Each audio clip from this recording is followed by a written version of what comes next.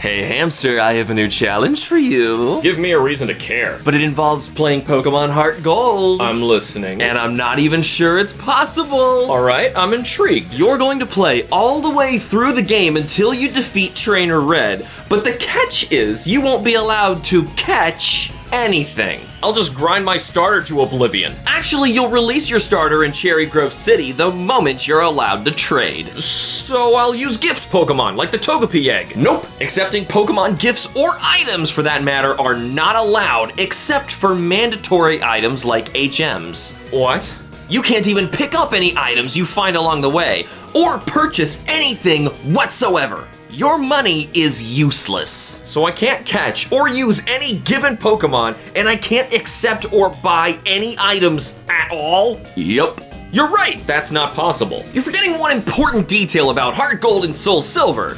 You see, I didn't just pick them because they're your favorite Pokemon games. Then what on earth could I possibly... Oh no. Oh yes, the one exception to all of my rules, and the only way you will get around such harsh stipulations is to acquire all of your Pokemon and items from the Pokewalker. You mean this thing? Yeah. Why did you just have that? Just in case? I'm gonna leave this right here. And you better get walking. It's your only hope of even getting halfway. Good luck. This is a lot crazier than what I first thought.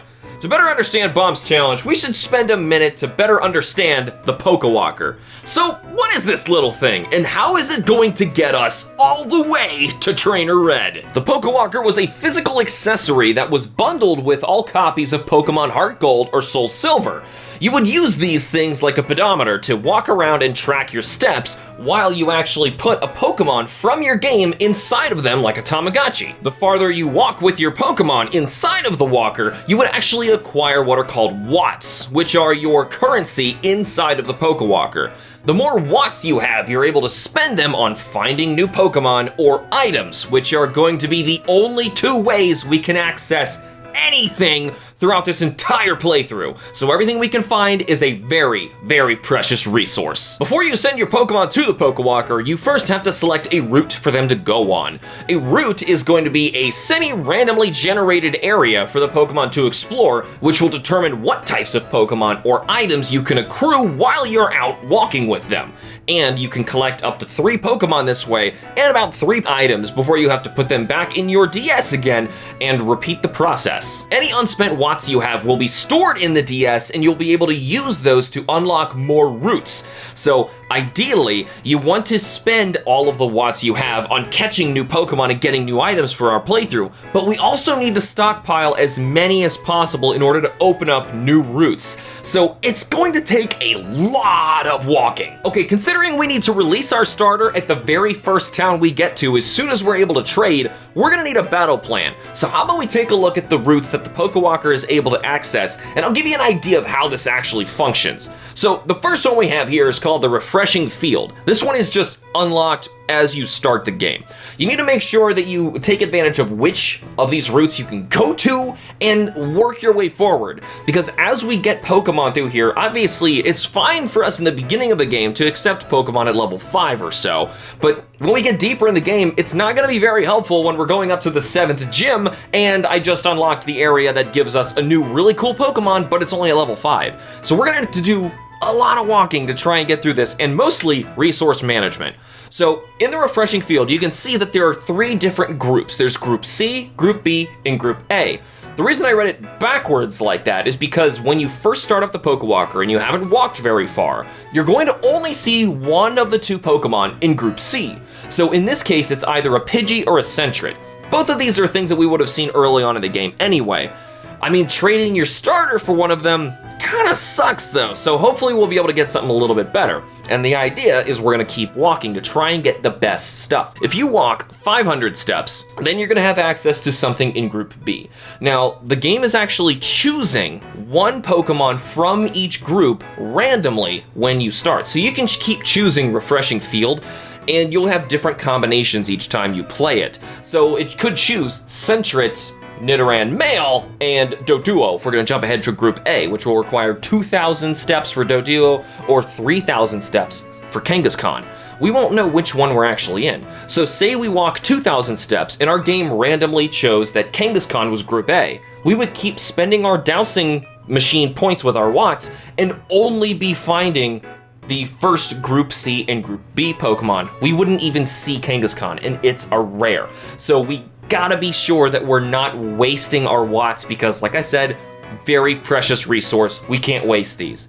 So it's going to be giving us one of each of these three. So if we're targeting a certain Pokemon like Kangaskhan and we end up with a Doduo in our route, we need to take the Pokemon that we've already captured, send them back to the game, send another one back in, and just repeat the process until Kangaskhan appears in that route and we're able to catch it. Also, keep in mind and pay attention to the attacks that most of these Pokemon know. Remember, we're not allowed to use TMs that we find out on the fly. We're also not allowed to use any move tutors or anything that would give us an extra edge, unless we have the ability to find heart scales, which are going to be extremely rare in here, but it's a possibility. So if you're able to find it, or if you want to do the Pokewalker challenge yourself, that's a thing you can do.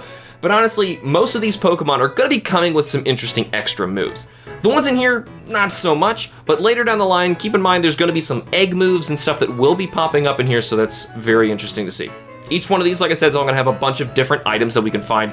Just to give you an idea of what this looks like, I'm seeing and it's going from the bottom to the top. We got potions, orange berries, paralyzed heals, cherry berries, awakenings, and it goes all the way up to the very top for the max prize, a revive. And honestly, it might be one of the only ways to get a revive in the game. So if a Pokemon is KO'd in my game, we're probably just down that Pokemon until I can get to a Pokemon Center again. Luckily, Bomb didn't say we couldn't use them, so that's okay. But trying to get anywhere without revives is really gonna hurt, and especially with a lot of these other items, like healing items, are gonna be really scarce. You want me to farm this just to try and get potions? I can, but yikes, just regular potions too, especially imagine like the gym leader battles or the Elite Four. It's gonna be a mess. The next one we have here is the Noisy Forest. This is also unlocked at the beginning. Let's go a little quicker now that we kind of understand how this works. So in our Group C, we can get either Oddish or Spearow. Those are all right. I mean, in the first group, I wasn't really thinking like, maybe Kangaskhan. Kangaskhan's okay. Doduo's decent. Nidorans both turn into the Nidoking and Nidoqueen. Those are really powerful, but remember, we're gonna need a Moonstone. So if we can't find a Moonstone anywhere, they're stuck as Nidorina or Nidorino. That's the one. If we can't find these items anywhere, then we really have to avoid any Pokemon that requires a stone to evolve, which is why we're looking at Oddish here. If we can't even find a Leaf Stone, tough. Some of these Pokemon are actually holding interesting items, so we gotta make sure that we also pay attention to that. So far, we haven't had any held items, so I will point it out if we see any. We got Oddish and Spearow. Oddish is probably gonna hurt us the most if we can't get a Leaf Stone or a Sunstone. We have Spearow, which, okay, it's kind of on par with Doduo, and it's okay. It may help us early game, but late game, probably not. And we need to be very, very careful what we can find, because since right now when we start the game, we have access to everything. Theoretically, I could walk 1,000 miles and unlock all of the courses, which by the way is an estimated amount of real-time distance I'll need to travel to just unlock the courses, ignoring the fact that I'm probably going to be spending most of those watts on catching Pokemon and getting items.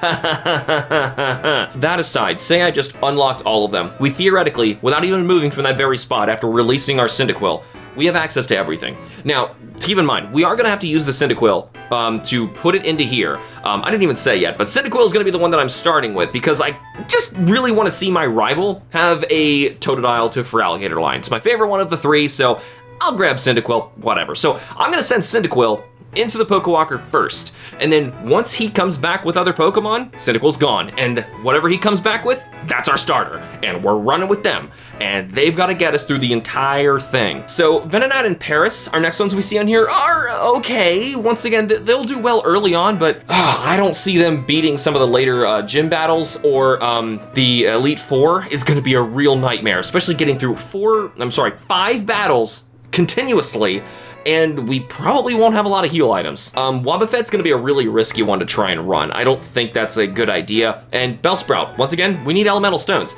So if there is a Leaf Stone in here, which I'm not seeing one, we'll have to keep our eyes open for one, but at least a Revive is in here as a very rare item. Oh boy, that's gonna be tough. All right, so the next one we have in here, I went a little too far, is the Rugged Road. We have Hoot Hoot and Geodude. So we are allowed to trade, and since Geodude doesn't require an item, like a held item to trade, that getting a Golem is a possibility. So this actually could be a really good Pokemon to hang on to if that does end up being like something we need like some coverage for Rock type. Hoothoot, not so much, it's gonna be all right. Ponyta, Machop, once again, just like Geodude, we can get him a champ out of this because it's not gonna require any extra items or anything. We can just trade. So that may be a good way to go. It looks like he doesn't know any unique moves. I think a Machop shows up later that actually knows like Bullet Punch or something like that. So that might be the one we want to grab. Group A, the hardest ones to get to. And by the way, another thing that's happening here, from these initial routes, they are taking more and more steps to get to the further groups that we go through. So the first Group C is always going to be unlocked immediately. Group B in this instance, Ponyta actually shows up at 0 steps. That's weird, I've never seen that before. But Machop is double what we first saw before. He's at 1,000. And then it goes up to 5,000 for Group A's Magby, 4,000 for Group A's Onix. Onix, if we can find a metal coat, I mean, a Steelix would be great, but I don't think your metal coat's gonna be in here. So we're probably just screwed in that front and we'd be stuck with an Onix. Onix is okay, but he's not getting us that far in the game. Another thing that's happening here, this is the first route that's gonna require an unlock. Right here, it says it's going to require 50 watts to unlock. Now that's probably just gonna happen on our first outing, so that's not a big deal. And it's gonna be accumulating our unspent watts as we go. So I'm not too worried about it. Now the stuff we gotta keep in mind here, do we have a metal coat? No. In fact, nothing in here really seems helpful. PP up is okay, but that's the rarest item. And honestly, this seems to be very useless. There's not a lot of stuff in here. A Hearthstone will be a decent held item for some Pokemon, like if we went with a Golem, but aside from that, that really doesn't look good. This next one, the Beautiful Beach, this will unlock at 200 watts. So in our Group C, we have the possibility of a Wooper or a Sunkern. Sunkern would suck if there is no Sunstone in this game. Wooper is okay, Kim loves Wooper. So Kim would probably insist that I do that, but I don't think Quagsire is gonna get us very far. We have Slowpoke and a Poliwag. King's Rock would be required for the Slowpoke and a a Waterstone we're gonna need for the Poliwag. I haven't seen any evolutionary stones or evolutionary items at all, so Poliwag might be out.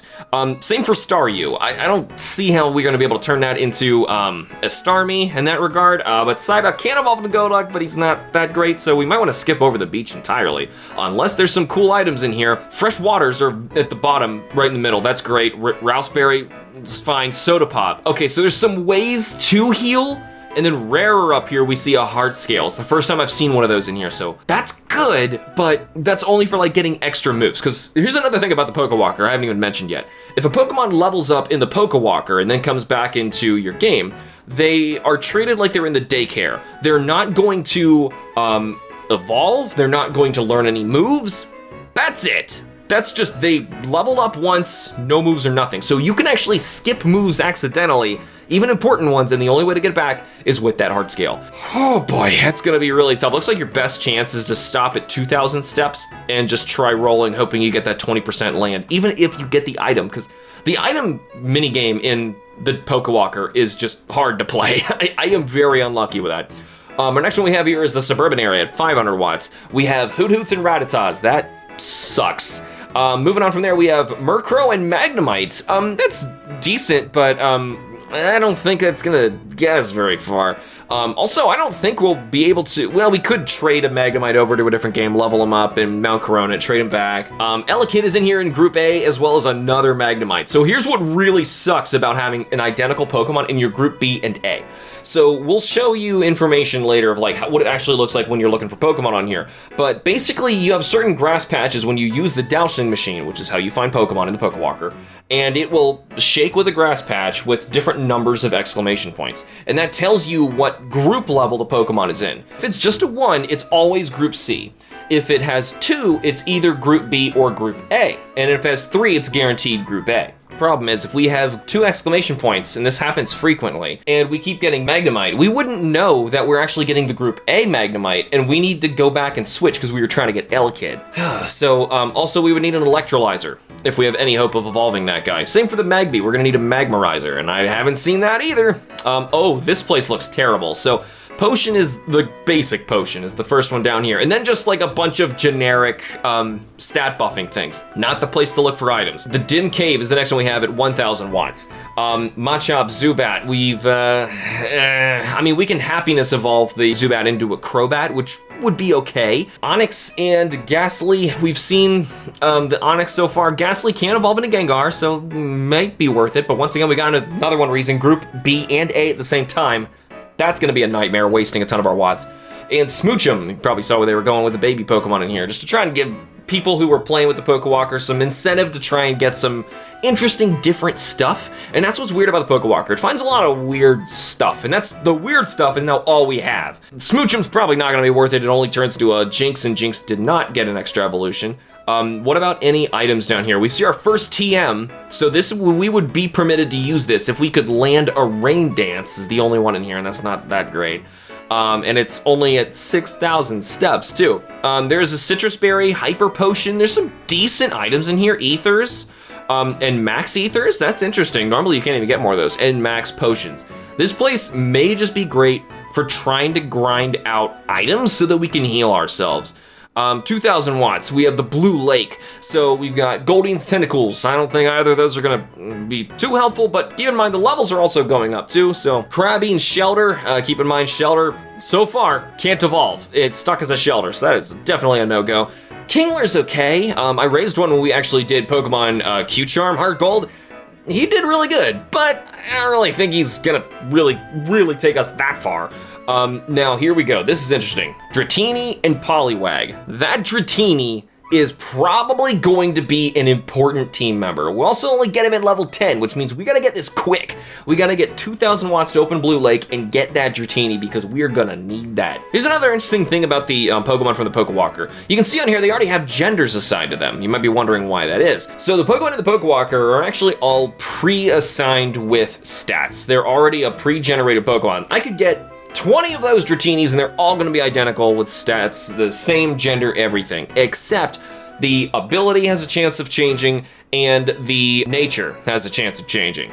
Except I think there's no quirky Pokemon in the Pokewalker. I could be wrong about that, but that's from my understanding. At least like we know once we get the one, it couldn't have possibly been a better one. So if the stats are bad, the stats are bad. Hopefully there's some good items in here as well. We have the freshwater, that's decent, but stuff like the Pearl is complete garbage. We can sell it like the Stardust or Star Piece, but it's garbage. Money has no purpose in our game at all. Lepaberry, that's pretty good. Citrus Berry, that could be really helpful later. Lumberry, very good. And then Dive Ball, Net Ball, both useless. And Sunny Day, not very helpful. Now, if we get 3,000 watts, we have the next environment called the Town Outskirts. Now we can get a Furret or a Rattata. Yay, a slight level up from before. Coughing and Grimer, they are okay. Neither of them get great, so I'm not really excited about trying to raise one of those.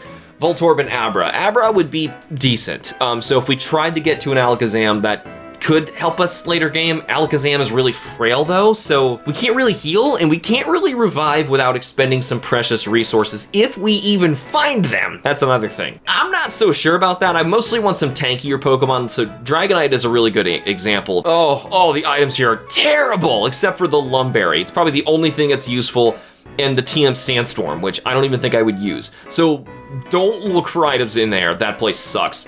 Next one we have here is the Hoenn Field. So now they're starting to get really expensive, and also there's not too many routes after this. So 5,000 watts to get Hoenn Field with Wurmple and Zigzagoon.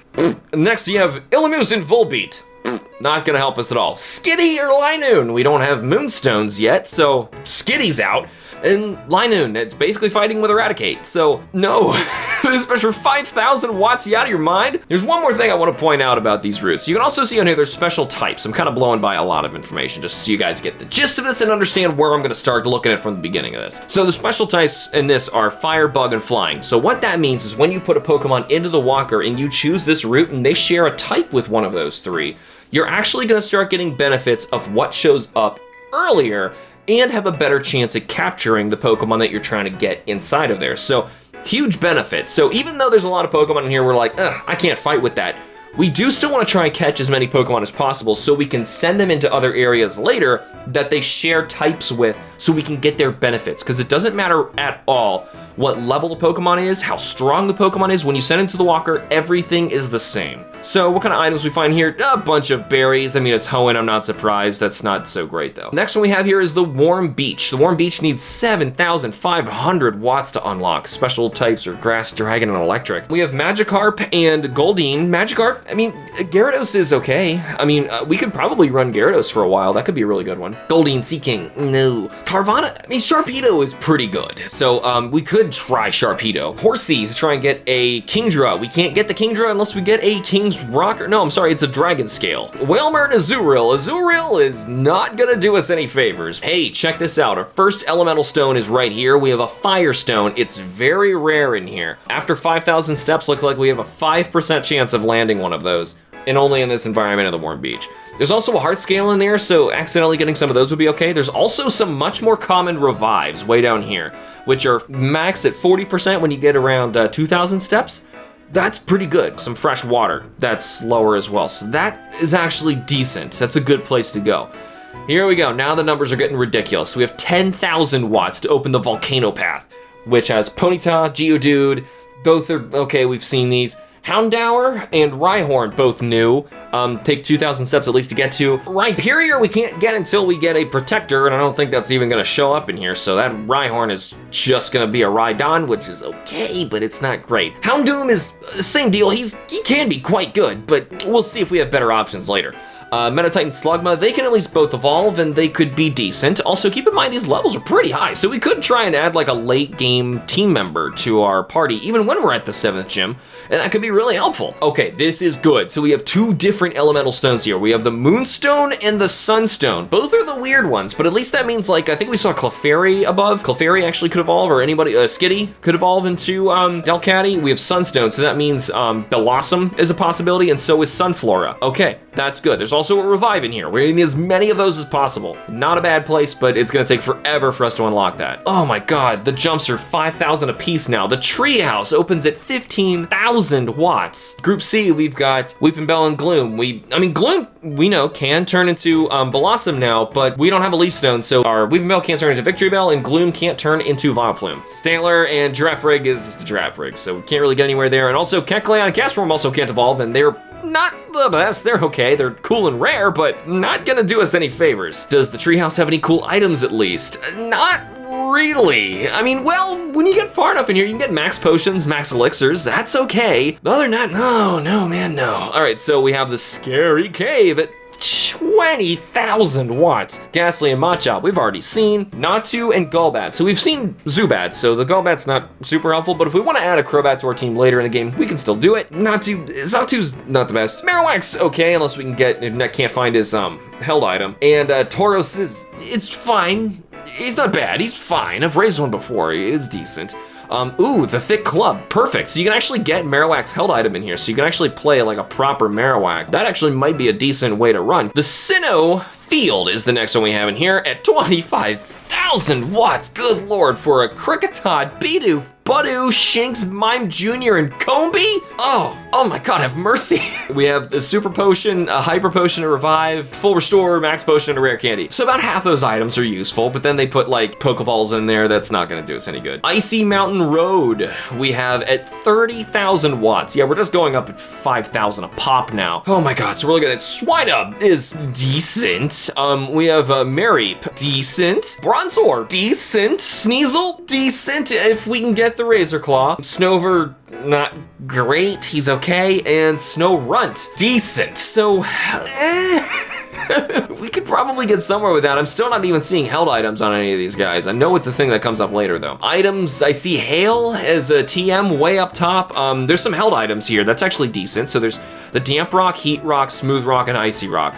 Those might come in handy, if we can land any of them, of course. 40,000 watts, we get the Big Forest. So we'll have Mareep, already seen. Execute, need a Leaf Stone, still don't have one of those. B-Barrel and Tangela, not great. Bonsly and Tropius. Lord, I mean, Tropius can learn a lot of HMs, which is another thing we gotta keep in mind here. Tiny Mushroom, there's a bunch of berries, honey, that's not useful at all. We're jumping up 10,000 a pop now.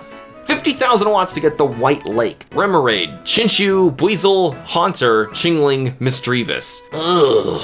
I mean, I haven't seen a Duskstone, so that's not gonna get us anywhere with a Misdreavus. The others are not very strong. Is there anything cool in here? Giga Impact is actually a TM. Oh my god, a 1% chance after you get to 10,000 steps. Oh my god, no thank you. Yeah, oh my god. So we jumped up 10,000 watts to open the last one, and now we have 15. 65,000 watts Stormy Beach gives us Shelter, not helpful. Psyduck, not very helpful. Magikarp, we've had him earlier. Seal, Finian and Shellos. None of these Pokemon are like really saving us. Freshwater Heartscale, that's the easiest Heartscale yet. That's at a 40% chance right when you freaking start. That's amazing. Other than that, there's nothing really great in there. You really do just want those first two items, the Freshwater and the Heartscale. Oh my god, yep, another 80,000 watts to get to the resort. We have Hoppip, oh, Meryl, Jigglypuff and Clefairy, who can both evolve. We did see a Moonstone earlier. Pachirisu and Pikachu. No thank you, man. Any items? We have lemonades. First lemonade I've seen. Moo Moo Milk is also quite good. There's a few healing items scattered in here. The next one we have in here is the Quiet Cave at 100,000 watts. I think this is actually the last one you can unlock with watts, and I can see why. It's quite good. So you have Noctowl, Golbat. Both of those are like in the 30s in their levels, by the way, so that's really good. Group B is gonna give you either a Chingling or a Feebas, and Feebas, trying to get a Pokewalker Feebas turned into a Milotic in one game sounds so hard that I would want to put that stipulation on myself just because. Keep in mind, the Pokemon that we're finding in here, they're actually going to say Pokewalker as the location of where they were captured. So this will be like the only way to have Pokewalker Milotic. That's pretty sweet.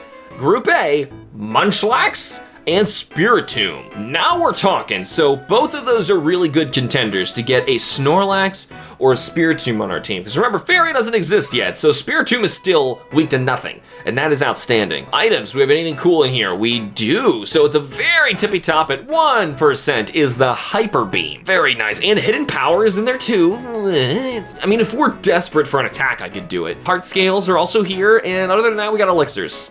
That's really it. This next one, Beyond the Sea, we can't go here. And the reason is because to unlock this one, you have to do an international trade in the GTS. I've done it before, but the problem is we're starting our game over, so those servers are shut down. Look at what we can't get. Oh no, but look at this. The Staryu was holding a Water Stone when you caught it. That would have been amazing. We could have farmed Water Stones out of this. Octillery was holding focus bands. That's awesome too. Oh, that's a shame. Let's not look. It's just tempting to see what we can't get. Oh, there's a bunch of berries. Okay, so at least the items in there weren't very good. This next one, Night Sky's Edge, we can do, as well as the rest of them on this list. We can do, and why is that? These are all going to be event Pokewalker courses. Now, you can't do the events anymore, right? However, some cool people in the world decided to set up a server that is effectively giving out all of the events for Gen 4 and Gen 5 actually, and it is randomly choosing them as you keep using Nintendo WFC to connect their IP address. And so if you input the DNS manually into your DS, you can keep randomly getting a bunch of events until you've got all of them, one of which gives you Jirachi, and a bunch of the others will give you the courses we have below. So we already have access to this one right now. Let's see what we got. Onix and Geodude, we've seen both of those already. Granted, we don't have to unlock this course, so we can just get Geodude like now. That could be really good. Hoodoo, Zubat, not very helpful. Jigglypuff and Clefairy,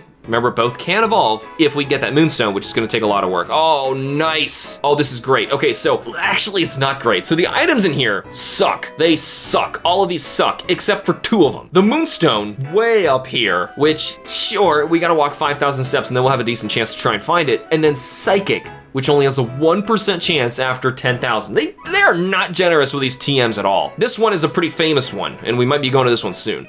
The Yellow Forest. This was just a Wi-Fi event, and the Yellow Forest, as you can see, is just Pikachu's. That would suck, except for the fact that the two of them in Group A, and actually the one of them in Group B, are very interesting and know some great moves. So, and they're all holding different berries, by the way. In Group B, one of them knows Flail, and the other one knows Volt Tackle. So we can get a very good Pikachu just from Group B. So that's really good. But Group A are the famous ones. One knows Surf and the other knows Fly. That's 2 HMs right there. Now, it's a weird way to do it, but we could have 2 Raichus on our team, 1 Surfs and 1 Flies, and that gets us around the region. It's a possibility. But these are extremely rare, so I haven't even been mentioning it yet, but there's actually percentages once you get to certain step rates of when these Pokemon are going to appear.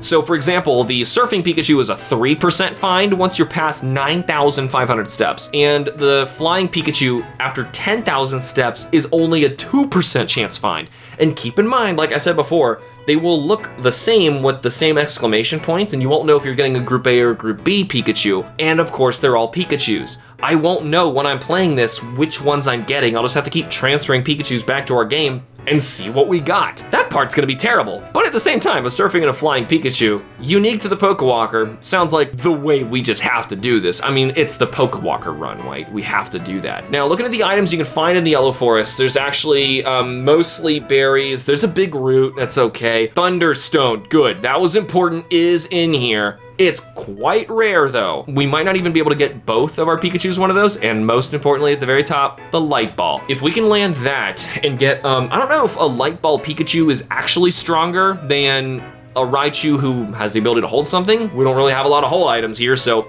expect it's like a citrus berry. That's at best, right? I don't know which one's actually stronger. I don't know. I'm gonna have your guys' opinion on that later. So Rally, another event. We have Pachirisu, Baniri. I think we've seen both of those. Maybe not the Baniri. Group B, we have Krogunk, Pikachu. As we know, we can get a clearly better Pikachu, so we're not gonna grab Pikachus out of here. Krogunk, and Group A, Sableye and Chatot. They're both rare Pokemon, but they're not good. From here, not a lot of great items either. In fact, I would say forget the Rally area. We don't even really need anything special out of that. Sightseeing is another one we see in here, and probably interested in that thing right there. This is actually, by the way, that Torchic is the first instance of a starter being accessible not from a professor. Really nice. Before the Friend Safari was the second time that ever happened. Meowth is the first time we see him in here. He's all right, not great. Pelipper is an outstanding HM user. We might need that thing. He might be our winner for a lot of HMs. Poliwhirl, I've still not seen a Water Stone, so I don't think he can evolve at all. An Eevee. So, which Eevees can we actually get? So we can get Umbreon and Espeon just from Happiness evolving, which is gonna take forever, but I can do it. Thunderstone and Firestone. So Jolteon or Flareon, Umbreon, Espeon. I think it's it. Unless we traded it to try and evolve it in another game, which I'm fine with like doing the trade back thing because it was the trade that activated it, but of like leveling it up in another game feels like we're going one step too far in the challenge and it might not be fair. I don't know. What do you guys think about that? Just let me know in the comments. Items, we've got some decent ones here. So, I mean, Lava Cookie, Lemonade, Soda Pop, Fresh Water, Moo Moo Milk. Yeah, Rare Candy up the top. That's okay. Yeah, and we're gonna be farming in there for a bit to try and get that Torchic, I can imagine. Winner's Path, this might be my favorite one. This event is already unlocked in our game with Bronzor and Magikarp. So this is really cool. This one, they definitely have interesting moves. So this Magikarp already knows Bounce, which means once we get into Gyarados, that Gyarados has a stab move. Bronzor, nothing really special there. I mean, like Trick Room, I guess is okay. You got Duskull holding a Reaper Cloth. That's super important. That guy can turn into a Dusknoir. Horsey is holding a Dragon Scale. That can turn into a Kingdra. Munchlax holding Leftovers. Holding Leftovers knows Metronome Tackle, Defense Curl, and get this, Self-Destruct. That is gonna be a self-destructing Snorlax. This, as far as I know, this is actually the only instance of this ever happening outside of, I think, a Move Tutor and like XD could do it, but that was it. And a Beldum. Ooh, that is gonna be a serious team member. We need to get this Beldum. It's like the Beldum and the Dratini so far. I'm like, we gotta get those. Everything else, we'll figure it out as we go. But I feel like we gotta get these guys. Yeah, and the Pikachus too, just because of their uniqueness. Also, the Beldum doesn't just know Takedown. He knows every move he could possibly know, which is amazing. Takedown, Zen Headbutt, Iron Head, and Iron Defense. Very, very good. Now, granted, that Munchlax is extremely rare at only a 5% chance once we get him to appear in that environment, which not good, but hey, at least we have the opportunity go get them. I need some team members here. We have some interesting berries, choice specs, choice band, choice scarf, and focus sash. Those are some good items. I mean, we need whole items. We have no whole items here. And I believe this is the last one, I promise. Amity Meadow. We're gonna have the baby Pokemon, Igglybuff, Cleffa, Happiny, Smoochum, Magby, and Alakid. At least it's a better way to get those as opposed to getting them from the other routes we saw above, but still, we can't evolve most of those. Hold the phone, we probably can. I'm seeing a lot of evolutionary items here in the bottom. So at the very top, we have Electrolyzer, Magmarizer, Sunstone, Moonstone. Now we've already seen Sunstone and Moonstone, so that's not amazing. And then a bunch of healing items down below. That's also good. I mean, it's not amazing, but at least they can evolve. So, and that's it. No Water Stone, no Leaf Stone. There's so much we don't even have access to, assuming that right now, a snap of the fingers, I got all this stuff, which I obviously don't. This is gonna be a really, really hard time. I'm gonna start my game over. This is actually my Pokemon Heart Gold Q-Charm game. I'm gonna start it over, and just for the sake of knowing I didn't destroy my original Q-Charm ID, the first thing I'm gonna do is use my action replay just to make my secret ID and trainer ID the same as what it was before, and then just take that thing out, and we're gonna play the game normally. So, fair warning, if you're looking at my trainer ID, it will be the same, just because I don't wanna lose the fact that I worked for that Q-Charm game, and I deleted it just so we can start this series. So, wow, that was a lot of information. Hopefully that wasn't too much for you. Sorry I had to go through all that, but I'm gonna need some help from you guys to figure out what should our team be? How do we go about doing this? What are the Pokemon you think I should put on my team? And let me know down in the comments below. In the next one, we're gonna finally start our first episode of the Pokewalker Challenge. Thank you all so much for watching. Remember to like the videos and subscribe for more, and I will see you guys in the next episode. Booyah!